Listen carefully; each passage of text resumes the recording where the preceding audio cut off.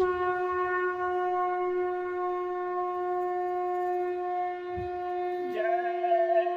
गुरुदेव। जय गुरुदेव।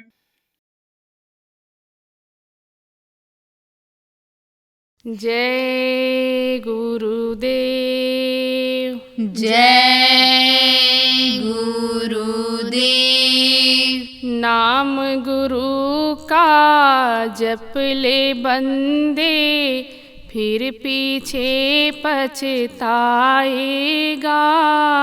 नाम गुरु का जप ले बंदे, फिर पीछे पछताएगा। नाम गुरु का जप ले बंदे, फिर पीछे पछताएगा। नाम गुरु का जप ले बंदे, फिर पीछे पछताएगा। तू कहता है मेरी काया, काया का गुमान क्या। तू कहता है मेरी काया, काया का गुमान क्या। चांद सा सुंदर ये तन तेरा, मिट्टी में मिल जाएगा। चांद सा सुंदर ये तन तेरा, मिट्टी में मिल जाएगा। नाम गुरु का जप ले बंदे, फिर पीछे पछताएगा। नाम गुरु का जप ले बंदे, फिर पीछे पछताएगा। सोच वहाँ से क्या तू लाया, यहाँ से क्या ले जाएगा। सोच वहाँ से क्या तू लाया, यहाँ से क्या ले जाएगा। मुट्ठी बांध के आया जग में, हाथ पसारे जाएगा। मुट्ठी बांध के आया जग में, हाथ पसारे जाएगा। नाम गुरु का जप ले बंदे, फिर पीछे पछताएगा। नाम गुरु का जप ले बंदे, फिर पीछे पछताएगा। बालापन में खेला खाया, आई जवानी मस्त रहा। बालापन में खेला खाया, आई जवानी मस्त रहा। बुढ़ापे में रोग सताए, खाट पड़ा पछताएगा। बुढ़ापे में रोग सताए, खाट पड़ा पछताएगा। नाम गुरु का जप ले बंदे, फिर पीछे पछताएगा। नाम गुरु का जप ले बंदे, फिर पीछे पछताएगा। जपना है तो जप ले प्यारे, आखिर तो मिट जाएगा। जपना है तो जप ले प्यारे, आखिर तो मिट जाएगा। सतगुरु कहे पुकार के, करने का फल पाएगा। सतगुरु कहे पुकार के, करने का फल पाएगा। नाम गुरु का जप ले बंदे, फिर पीछे पछताएगा। नाम गुरु का जप ले बंदे, फिर पीछे पछताएगा। जय गुरुदेव। जय गुरुदेव।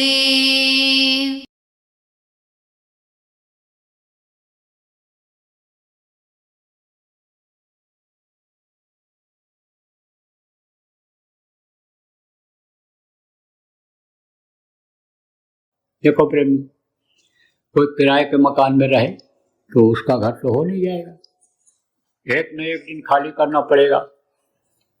तो जब एक न एक दिन खाली करना पड़ेगा तो उसको ये चिंता फिक्र रहेगी कि हमको जब ये नोटिस दे देगा खाली कर दो 1 महीने के अंदर, फिर हम कहाँ जाएंगे, खाली करना पड़ता है। ऐसे ही आपको चिंता फिक्र होनी चाहिए कि भाई ये किराए का मकान है, हमारा मनुष्य शरीर जो है ये किराए का मकान है, इसके बाद हम कहाँ जाएंगे, इसके बाद में हमारी जीवात्मा कहाँ जाएगी। तो वो कहते हैं हम तुमको तुम्हारे घर पहुंचा देंगे, संत कहते हैं हम तुम्हारे घर पहुंचा देंगे, और तुम्हारे घर से तुमको कोई खाली नहीं करा पाएगा। जैसे अपने घर में कोई पहुंच जाए तो उसको खाली करने का कोई आनी समझो चिंता फिक्र नहीं रहता है। ऐसे ही जीवात्मा जब अपने घर पहुंच जाएगी, प्रभु के पास पहुंच जाएगी, तब उसमें से कोई निकाल नहीं सकता है। तो संत आते हैं, समय समय पर आते हैं। अब इस धरती का यह नियम है कि जो मनुष्य शरीर में जन्म लेता है उसकी मृत्यु भी होती है, समय होता है।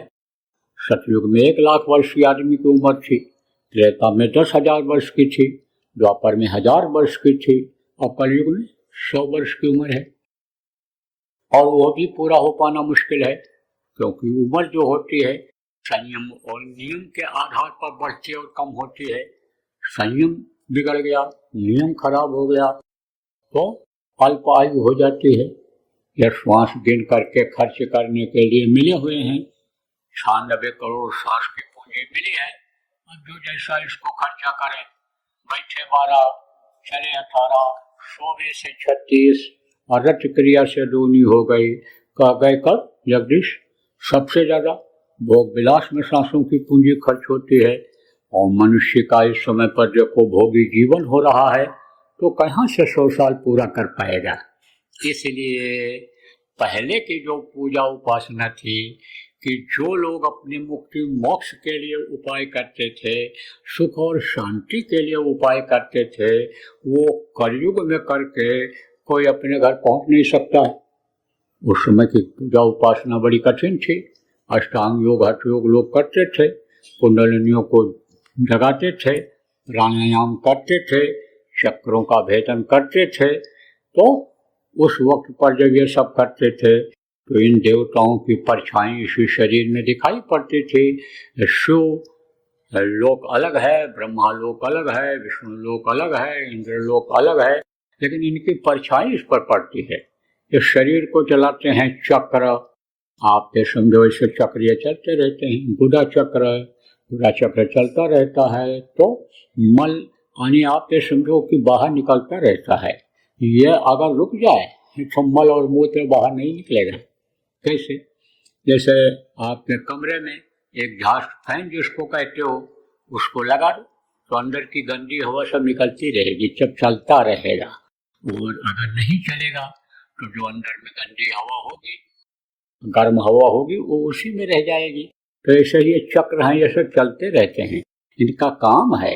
आप समझो तो ये गुदा चक्र जिसको कहा गया पाखाने का मुकाम, जब उसको लोगों ने रोका, अभी समझो रोकने का भी तरीका है, तो जब यानी प्राणों को खींचा, प्राण आगे की तरफ जब बढ़े, जो प्राण उसको चलाते हैं तो वो रुक गया। तो रुक गया तो परछाई पड़ी, किसकी पड़ी? आप ये समझो कि गणेश जी की रिद्धि सिद्धि की परछाई जो उनका लोक है, जो उसके अधिष्ठाता हैं, वो उनको वो दिखाई पड़े। 4 दल का है, 4 पंखुड़ियां उसमें हैं। उसी में इंद्र भी दिखाई पड़े, पूर्व दिशा में अपनी पत्नी शची के साथ बैठे हुए। आप समझो दक्षिण की तरफ यमराज दिखाई पड़े। देखा लोगों ने, तो जब देखा तो समझो कि कोई कहा कि भाई हमको तो इनका दर्शन हो गया। अलग अलग ताकत भी आ जाती है लोगों के अंदर में। आप समझो कि जैसे इंद्रिय द्वार है, आप इंद्रिय चक्र जिसको कहा गया, पेशाब वाली जगह जहाँ है तो इंद्रिय चक्र कहा गया। तो वहाँ पर जब वो रुका तो देखा, आप ये समझो कि ब्रह्मा और सावित्री, गायत्री, ये सरस्वती ये बैठी हुई। अब जब देखा, उनकी परछाई को देखा तो ताकत भी आ गई।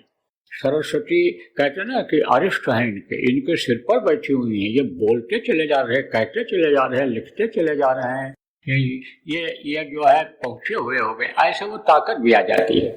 लेकिन इनके लोक अलग अलग हैं। ऊपर की तरफ इनके लोक हैं, वहां से छाया शरीर के ऊपर पड़ती है। तो अब आप ये समझो प्रेम, ये योग लोक करने लग गए। उदा चक्र का भेदन किया, इंद्रिय चक्र का भेदन किया, यहाँ नाभि चक्र को रोका, हृदय चक्र, यहाँ नाभि चक्र पे आप समझो कि विष्णु और लक्ष्मी का स्थान, हृदय चक्र पर यहाँ शिव और पार्वती का स्थान, उनको लोगों ने देखा, परछाई उनकी यहाँ देखी, प्रतिदिन बिल्कुल वैसा ही देखा जैसे सिनेमा में आप ये समझो हीरो हीरोइन और जो होते हैं उनका फोटो बिल्कुल उसी तरह से दिखाई पड़ जाता है पर्दे पर। ऐसे ही समझ लो पर्दे पर दिखाई पड़ गया हूँ। कंठ चक्र पर इनकी आद्या महाशक्ति, तो आप ये सब इनकी माँ ब्रह्मा विष्णु महेश की माँ, तो उनको लोगों ने देखा। तो अब आप इस बात को समझो कि उसी में पहले की ये जो पूजा उपासना है, पहले की है, 10,000 वर्ष की उम्र खत्म हो गई।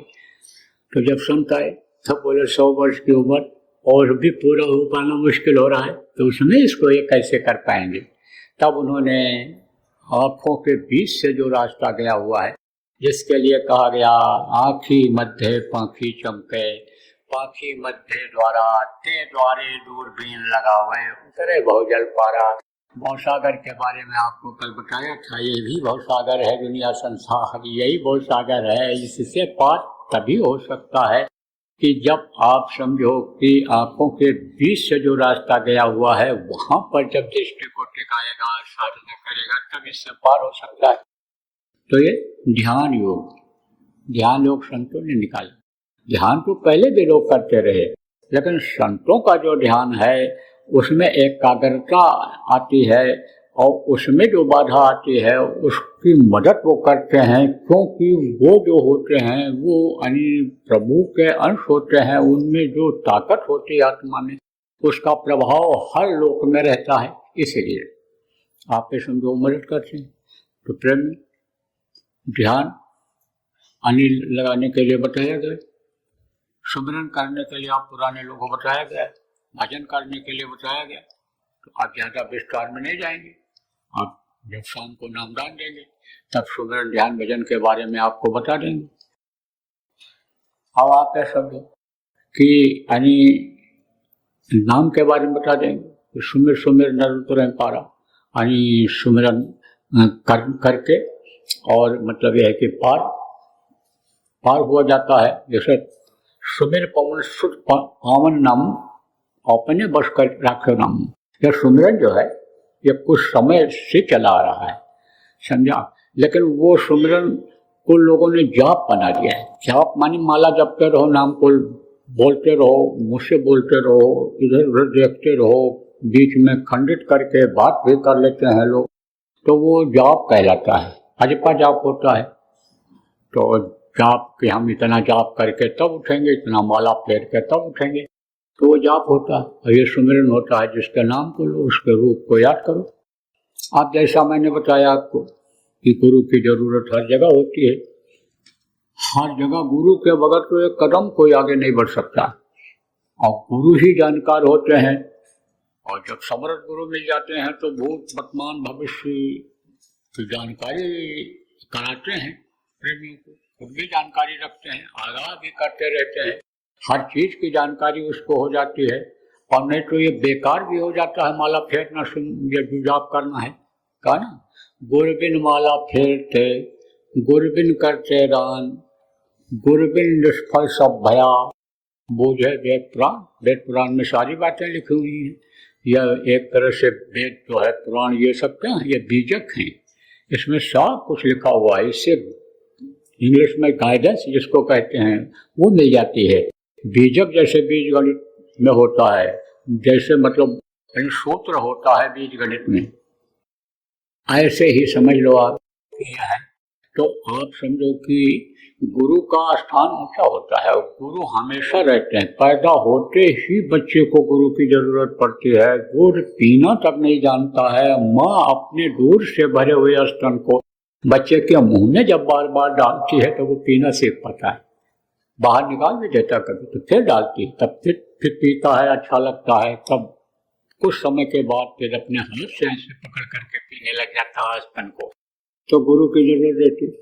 अब आप ये समझो, फिर नामदान लेने के बाद कुछ लोगों को शंका भी इस बात की रहती है कि भाई गुरु का नाम आगे पीछे यानी समझो कि जाप कराया जाता है, इसमें यानी जो गुरु महाराज ने बताया है, प्रेमियों आपको बताया गया है, तो भाई गुरु का मतलब क्या होता है, गुरु कौन होता है, क्या होते हैं, ये समझ ही नहीं पाते।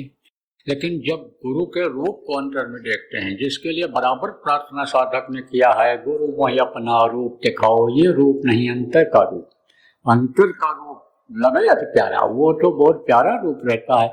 तो गुरु जैसे ये जय गुरु, गुरु के आगे जय लगाया गुरु महाराज, जो हमेशा रहें, गुरुबिन भव नित्य न कोई, जो वीरेंद्र शंकर समोही, हमेशा गुरु रहे। और जो माने देने वाला, सच्चे देवता जो होते हैं गुरु ही होते हैं।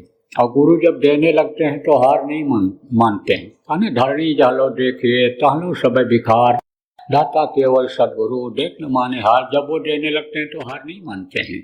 तो अब आप इस बात को समझो, जय गुरुदेव नाम, ये अब आपको बताया गया कि जय गुरुदेव नाम जपने में पहले और बाद में भी नामों के सुमरन में ये बताया गया, गुरु महाराज भी बताते थे। अब ये जरूर है कि जैसे एक कोई रक्षक हो जाए, कहीं जा रहे हो, आपका रक्षक हो जाए, तो आप ये समझो कि आप निश्चिंत हो जाओगे, तो संपुट में लगाया जाता है। गुरु महाराज ने बताया सुमरन में कि सबसे पहले जिनके लिए कहा गया, गुरु ब्रह्मा गुरु विष्णु गुरुदेव महेश्वरा, है ना, कि गुरु गोविंदो खड़े काके लागो पाए, बलिहारी गुरु अपनो जिन गोविंद देव दिखाए। यानी समझो कि गोविंद प्रभु से भी पहले वो होते हैं, यानी वही पहचान कराते हैं। सबसे पहले उन्हीं को प्रणाम करना चाहिए, तो नाम लेकर के प्रणाम कर लिया जाता है। फिर इन धनियों का, ये जो बताए गए हैं 5, इनका नाम लेकर के इनको अंतर में प्रणाम कर लो। रूप को याद करोगे तभी तो प्रणाम कर पाओगे। का नाम ले लो, इनके रूप को याद कर लो, इनको प्रणाम कर लो, 5 को अलग अलग। और बाद जैसे बाद में भी जय गुरु, शुरू में भी जय गुरु, फिर गुरु को प्रणाम करके अब उसके बाद सुमिरन करो। और अगर उसी समय आपको ध्यान भजन करना है तो उस समय पर उसी में ध्यान भी बैठियो, फिर उसी में भजन में बैठियो, और आखिर में फिर इसी तरह से इनको प्रणाम कर लो।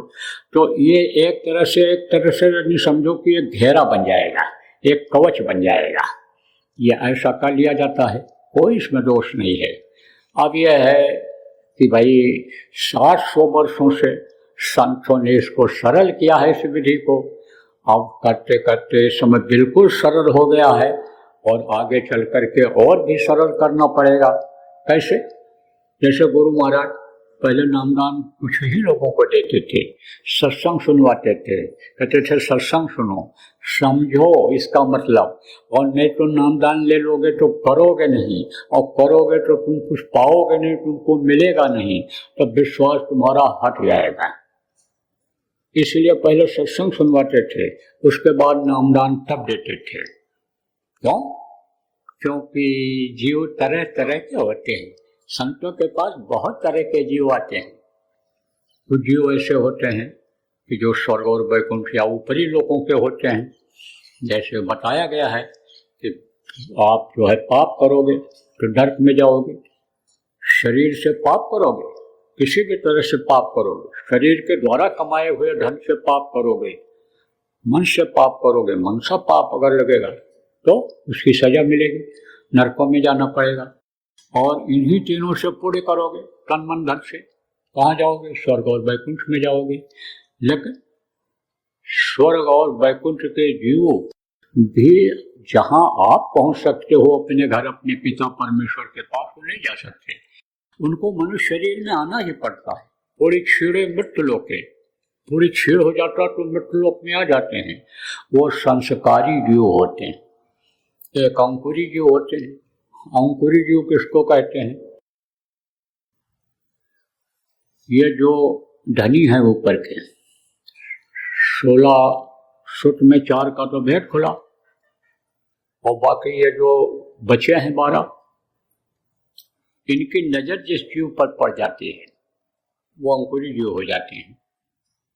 तो अंकुरी जीव और ये जो होते हैं ऊपर के जीव, ये जल्दी खिंच करके आ जाते हैं। कहाँ? संतों के पास। वो तो जिसको चाहे खींच के बुला लें, लेकिन वो अंकुरी जो आ जाते हैं, और ये जो ऊपर के आत्माओं के जो आ जाते हैं, उनके समझ में जल्दी आ जाता है, तो वो सुमिरन ध्यान भजन करने लग जाते हैं। और जो उससे नीचे के होते हैं, ऋषि मुनि वाले हो गए, उनके ऊपर दया हो गई और आ गए इधर, तो वो दूसरे श्रेणी के हो जाते हैं। 5 तरह के आते हैं, 5 तरह के जीव संतों के पास। कैसे कैसे ये बता दें? एक तो वो स्वर्ग वैकुंठ वाला बताया, उनके समझ जल्दी आ जाता है, करने लग जाते हैं, संस्कारी होते हैं, कर्म कम होते हैं उनके, क्योंकि वहाँ तो कर्म बनते नहीं हैं, और यही जो रह जाते हैं वही रह जाते हैं। और उसके बाद में तो वो आते हैं, वो तो करते हैं, समझते हैं, गुरु के आदेश का पालन करते हैं, भजन करते हैं, सुमिरन करते हैं, सेवा जो मिल जाए उसमें अपना धनी भाग समझते हैं, उसको करते रहे। दूसरी श्रेणी वाले जो होते हैं वो तो सेवा खूब जम के करते हैं, खूब मेहनत से करते हैं, लेकिन सुमिरन ध्यान भजन पर ज़्यादा जोर नहीं देते हैं। मौका मिल गया तो बस माला फेंक दिया। तीसरे तरह के जो होते हैं वो सुमिरन ध्यान भजन तो समय मिलता है तब कर लेते हैं, लेकिन सेवा नहीं करते हैं। सेवा किस लिए नहीं करते हैं? या तो मान सम्मान के चक्कर में नहीं करते हैं सेवा, और आप समझो कि या तो सेवा का मतलब नहीं समझते हैं, सेवा नहीं करते हैं। एक ऐसे होते हैं चौथे श्रेणी वाले कि जो लगन के पक्के होते हैं। जैसे कुछ लोग ऐसे होते हैं, ना तो सेवा करते हैं संगत में और ना ध्यान भजन करते हैं, लेकिन सत्संगों में आते हैं, पता चल जाए बाबा जी आए तो आएंगे, वहाँ जाएंगे जरूर, ऐसे होते हैं। और ये कैसे होते हैं? ढोलमुल यकीन। ढोलमुल यकीन जानते हो? अरे बेपेंगी का लोटा होता था पहले, अब तो लोटा होता नहीं है, अब तो ये प्लास्टिक के गिलास होता है। कितने लोगों का जूठा इकट्ठा हो गया, अब फिर उसी को पीस करके फिर उसी गिलास बना देते हैं। अब आप ये समझो किस किस चीज़ों का बनाते हैं उसमें, और गर्म चीज़ डालने पर कैसा क्या कम निकलता है। लेकिन अब तो कहते हैं डिस्पोजल अच्छा है तो बर्तन धोने जाएगा, ये जो फटा पैंट पहन करके बहुएं आती हैं इसी तरह का खरीद करके सब ले आती हैं। तो अब आप ये समझो प्रेम कि बेट के लोटा होता था, तो उसमें एक होता था ऐसे नीचे लगा बना रहता था जिससे ठीक से रख दो, और एक ऐसा होता था जैसे पतीली होती है, उसमें पतीली में बिल्कुल ऐसे ऐसे गोल होता है, तो पतीली ऐसे ढिमला जाती है। ऐसे बेपेंदी के लोटा कभी इधर हो गए कभी उधर हो गए, कभी कोई तारीफ कर दिया तो वाह वाह कहने लग गए, तो कभी बुराई कर दिया तो बुराई की तरफ चले गए। वो तो कहीं के नहीं रहते, इधर के नहीं उधर के नहीं रहते। हाँ, और अगर कोई पकड़ के ले आया सत्संगों में तो आते हैं।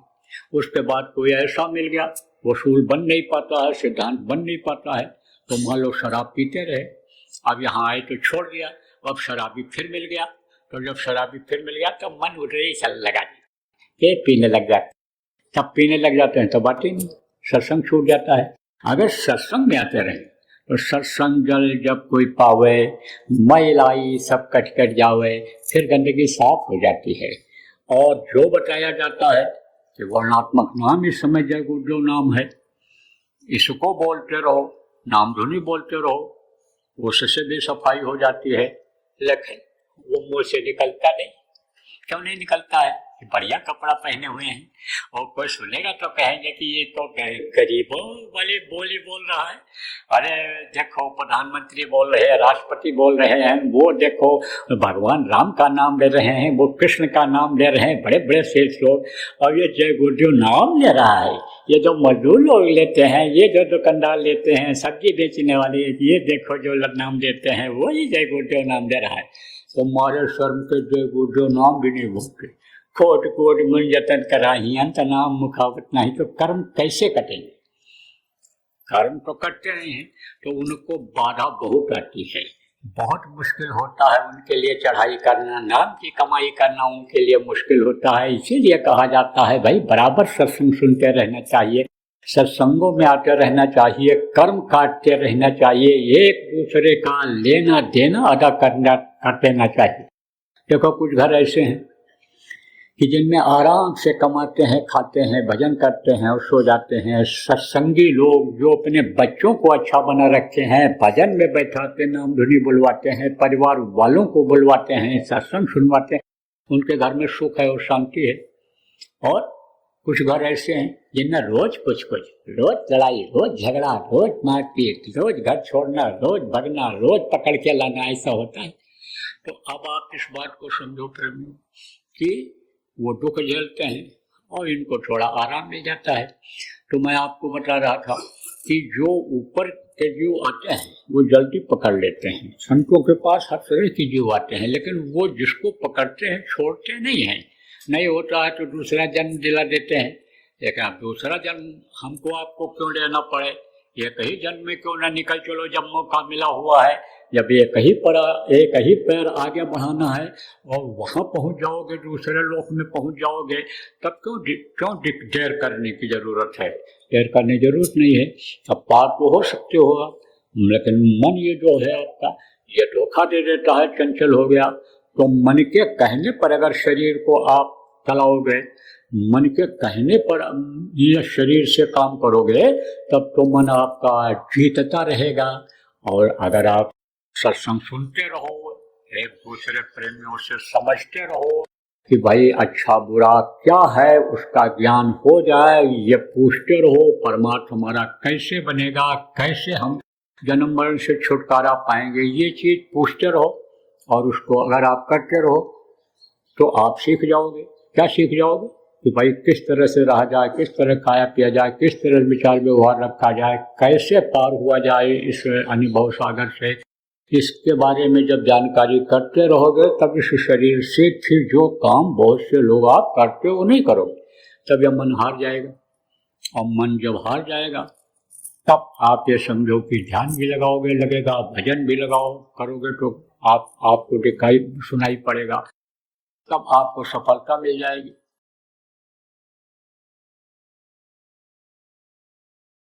आप ये समझो परिवर्तन की बेला में विनाश बहुत होता है। सतयुग के लायक इनको बनाओ।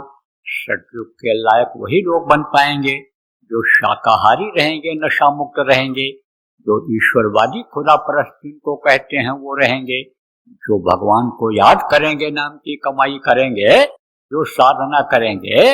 बचेगा साध जन कोई, जो सत से लौ लगाएगा वही सतयुग देख पाएगा। सतयुग के लायक बनो। हम तो बराबर प्रार्थना करते रहते हैं, हाथ जोड़ कर विनय हमारी, सजो नशा बनो शाकाहारी, छोड़ो व्यभिचार बनो ब्रह्मचारी, और सतयुग लाने की करो तैयारी। जय गुरुदेव। सरकारी व गैर सरकारी अनुदान के लिए बिना सत्संगियों के सहयोग द्वारा जनहित के कार्यों में लगी हुई बाबा जय गुरुदेव धर्म विकास संस्था का मुख्यालय पिंगलेश्वर रेलवे स्टेशन के सामने, मक्सी रोड, उज्जैन मध्य प्रदेश में है। यहाँ पर सत्संग व नामदान का कार्यक्रम होता रहता है। अतः आप श्रोताओं से अनुरोध है कि बाबा उमाकांत जी महाराज के आश्रम उज्जैन एक बार परिवार सहित जरूर पधारिएगा। आपके सुझाव के लिए व्हाट्सएप नंबर 9575600700। जय गुरुदेव, जय गुरुदेव।